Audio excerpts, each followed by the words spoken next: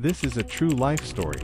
Margaret Baverstock, who is 76, a former care worker, had been so ill on her deathbed in March 2021, she would barely blink her eyes. She suffered from advanced dementia, arthritis and suspected lung congestion before she died. It was shocking that she signed a will, cutting her son John Baverstock, who is 61-year-old, out of her fortune, instead leaving everything to her daughter Lisa, who is 55-year-old. After that, she passed away 8 days later on. John was left with nothing from his mother's estate. When she died 8 days later, all her wealth, including her house in Herne Hill, South London, went to his sister. But after watching a video showing his sister forcing his dead mother to sign the document, he took the case to the High Court. He claimed his sister had hated him, even effectively excluded him from his mother's house.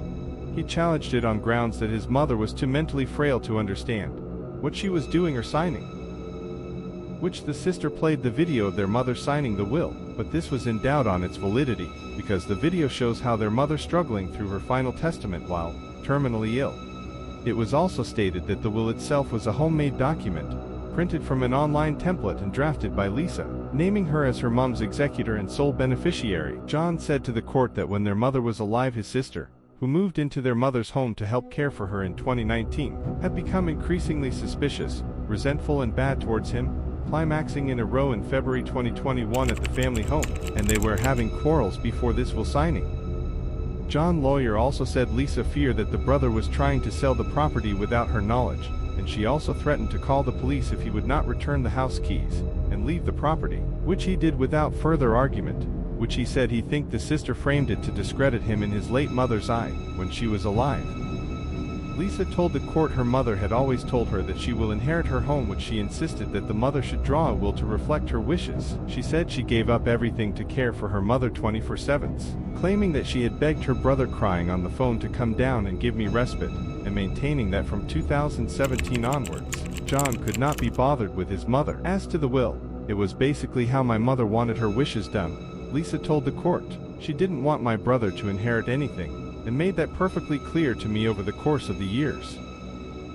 John, however, insisted that he did his utmost to see and help out their mother, visiting her regularly, weekly or fortnightly, until his sister effectively shut him out. Questioning her brother in the witness box, Lisa asked, "Do you recall Mom telling you to get out of the house?" To which he replied, "I don't recall that. The only person who tried to get me out of the house was my sister," declaring the will invalid.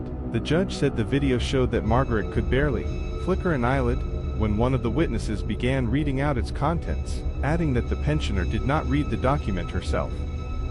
She could not sign it herself because she was unable to hold the pen or move her hand to write her name, she said. Lisa manipulated her hand, and herself physically caused the deceased's hand to move and make marks on the document. Asked repeatedly by Lisa or her witness if she was all right with the documents being read to her, Margaret sporadically responded with a "yeah," or what the judge described as an sound, before Lisa continued to the signing stage of executing the will. She then secured her mother's signature by placing a pen in her hand, and moving her hand across the paper to make her signature marks. Referring to the video transcript, the judge noted, while doing this, Lisa says to the deceased, "Ready, Mom? Do you agree to this?" There's no response, and Lisa says again to her mom, "Okay?" And the deceased responds, "Yeah." Lisa had insisted during the trial that her mother was still mentally capable when she signed her will and refused to accept that she had dementia. Although very frail, Margaret, who Lisa said died in her arms, was still able to take in the world around her and enjoyed a laugh and a joke. But ruling that the documents were not properly executed, the judge said, "It's common ground that the deceased was unable to pick up the pen and put it into her hand due to her contractions." Lisa Baverstock physically manhandled the pen into her hand, she told the court, adding that Margaret's eventual signature bore no resemblance to an example of her authentic signature dating from 2017.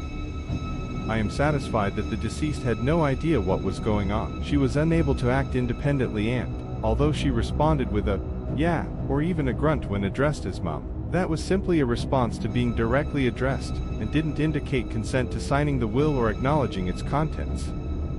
She looked completely blank during the reading of the will, and on all save one occasion, she only responded to her daughter. At no point did Margaret ask Lisa for help in signing the will, or direct her to sign the will on her behalf. Nobody ensured that she understood what was happening by asking her questions about the contents of the will, or asking her to tell them her wishes, and she cannot fairly be said to have signed the will.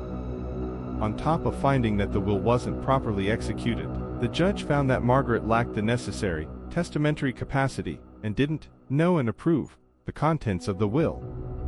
The deceased was also extremely frail and on her deathbed. In these circumstances, it was necessary to question Margaret to ensure her understanding.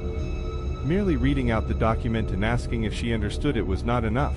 With no other known will in existence, the judge held that Margaret Baverstock died intestate, which means brother and sister must now split her £700,000 assets down the middle, although Lisa must also pay John's legal fees, estimated at up to £80,000. So John 1 has won a £700,000 legal battle against his younger sister.